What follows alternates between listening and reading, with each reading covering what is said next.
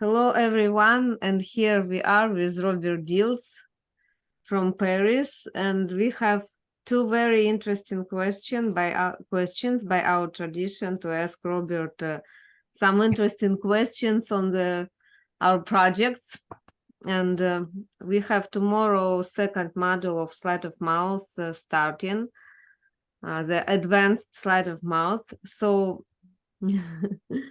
these are questions from our readers, viewers, and participants. We had kind of competition between questions, and these are two who got more votes. Okay.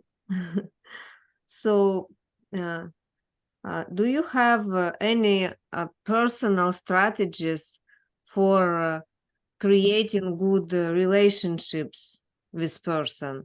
So can you like name five main strategies for creating good relationships? Yes, sure. I mean, obviously, one of the first ones is it's a foundation of NLP, which is about mirroring and mirroring body language, but also mirroring by picking up keywords, etc. And from the time I was a little boy, we have home movies. When there's home movies of me, like 3 years old, I'm looking at my brothers or whatever, and I'm mirroring everybody. So that's something that's been natural for me my whole life, is that so it's a way of kind of creating resonance. As I, of course, as I got older and I've been, developing and learning NLP, of course, there's others. One is it's not just about mirroring body language or mirroring tone of voice, but about identifying key beliefs, values, and then, aligning or, having some kind of values matching. That's another way to connect with people. And if you think about it in a certain way, any time you're matching something at some level of this pyramid, you're acting like somebody, you're thinking like somebody, you're taking on belief, that's going to be helpful. Certainly, then a third is this whole idea in NLP of second position. So, not just sort of looking at somebody like they're over there, but being able to put yourself in their shoes. But I think probably, the most important part of relationship is connection. Because you can do all these things that I was just talking about, but not really have some sense of actual connection, which is not just a physical thing. It's really where there's some quality of resonance. So for me, like even right now with you and with Sergey and our audiences, there's always for me this sense of a feeling of a connection, and it's difficult to put into some kind of concrete sense. It's a feeling. It's like imagining. I mean, maybe to make a metaphor, it's like there's some kind of a light attaching from heart to heart, and I think that's where you're really creating a powerful relationship. And then I think maybe the fifth thing is this whole notion of a field. That field is, we say when a field happens, when 1 + 1 makes more than 2, it makes 3. There's a third thing, kind of like hydrogen and oxygen make water. Water is the relationship. Water is something more than the hydrogen or oxygen, but it can't exist without them. And so for me, there's this sense of a co-creating a field together. So those would be kind of starting from the most basic, kind of most behavioral, you create relationship by just tuning your behavior, tuning your actions, your words, but then you're always going a little bit more deep than that. You're finding that resonance, getting some kind of second position, working on the sense of connection. And then from that connection, something emerges, something magical emerges. So those would be my answers. Thank you. That really interesting description of those strategies. Started to think about what about workshop on this topic. Yeah. Be interesting.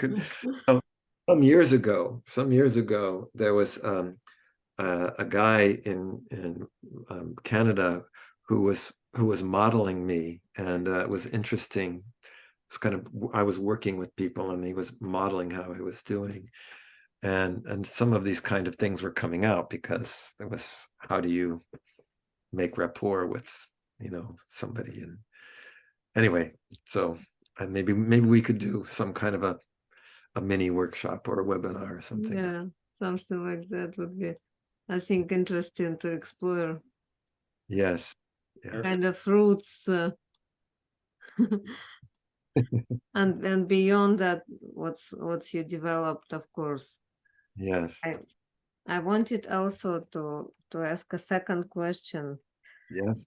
The second percent of votes was for the question, how can you find what to do in your life?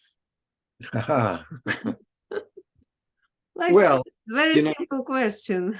yes, but actually, I think it's a very key question. It's, a lot of it, frankly, is what the success factor modeling is about, especially, SFM1, because you rather than start with what do I do in my life, and actually in the advanced, in this next module of the advanced sleight of mouth, we're going to be kind of looking at that very question with somebody like Oprah Winfrey. And what happens is, there, rather than thinking, what do I do with my life, I want to first start with, what do I love to do? What's my passion?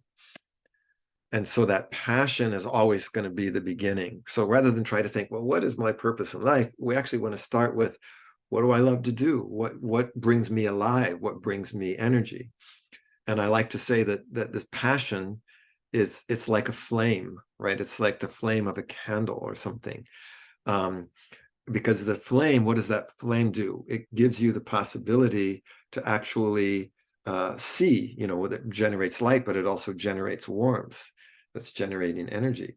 And so we say, then once I have that candle, I can start to see, well, I can look ahead, and then I can say, oh, that's the vision. Oh, what could be different if I looked at the world through my passion? And just even what we were talking about, I have a passion for connecting with people, connecting ideas. I mean, there's our advanced sleight of mouth. We're connecting sleight of mouth patterns with strategies of genius, with these, Apollo's patterns, these different strategies. And so I love connecting things. And if you look at something and you say, what if there was more connection? It starts to give you a vision. So if you take what you love and you try to look and see, what if there was more of that in the future, not just for me, but for other people, that's where you start to get a vision. Then the question can become, so now what do I do?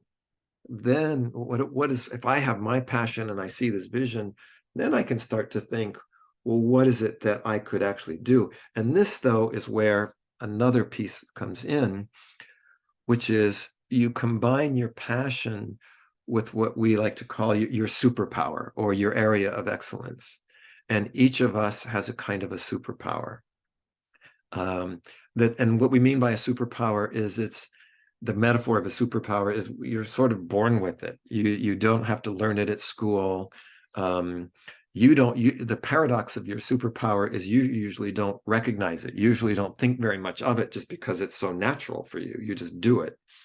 But it's where other people become, impressed with what you do, or they're amazed by what you do, and you just think, well, that's nothing.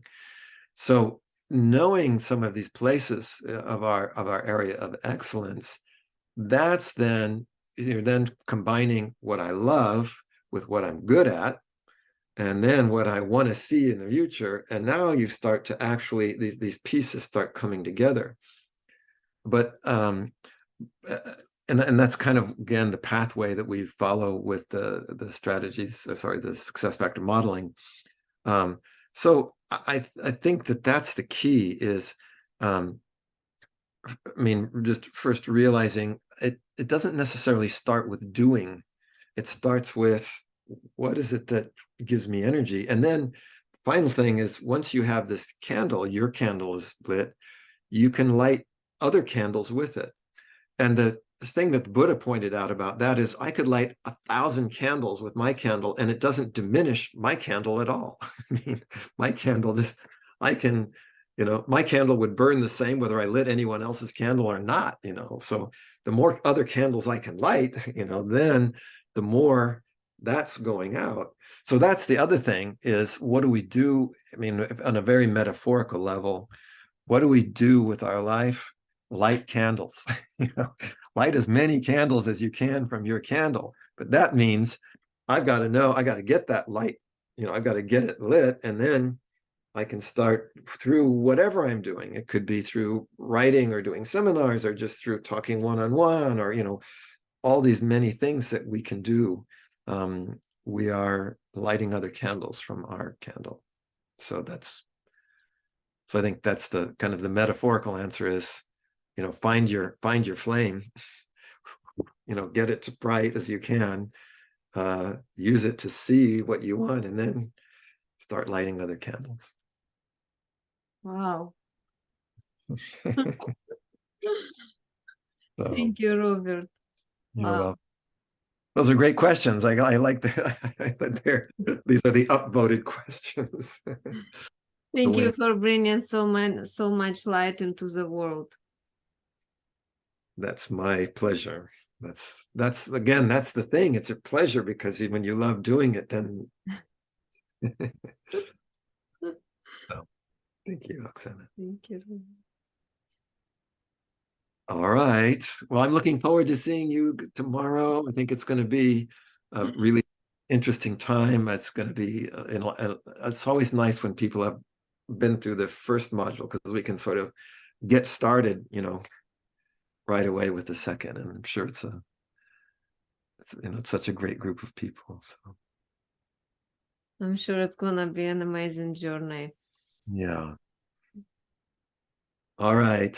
Thank you. Yep. See you. I guess it'll still be my morning, but I guess it's noon your time tomorrow. Yeah. So. Actually, I'll come on a half an hour earlier for the first. Yeah. Okay.